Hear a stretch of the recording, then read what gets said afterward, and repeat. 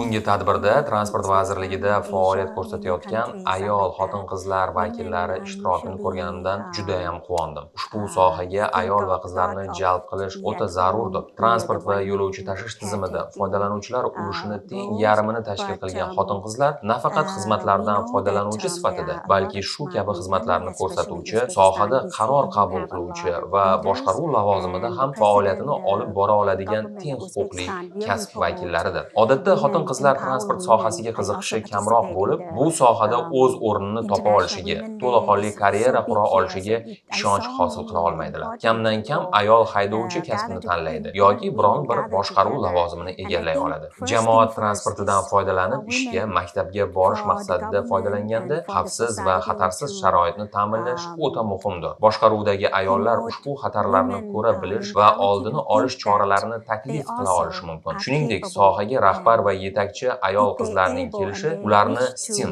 ilm-fan, texnika, injenerlik, matematika sohalarini tanlashga undaydi hamda rol modelini bo'lishiga ishonchim komil.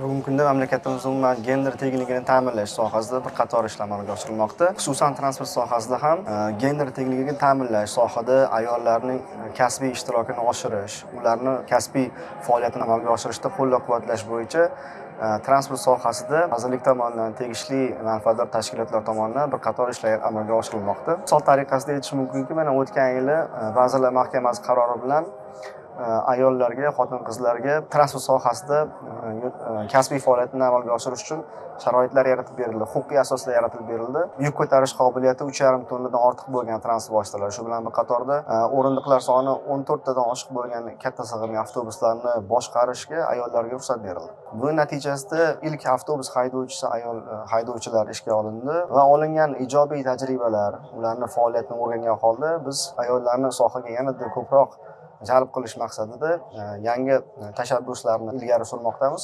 Xususan ayollarni haydovchilikka, avtobus haydovchiligiga o'qitish bo'yicha tanlovlar e'lon qilinib, bepul asosida ayollarni o'qitish, D kategoriyaga o'qitish tashabbuslari ilgari surilmoqda.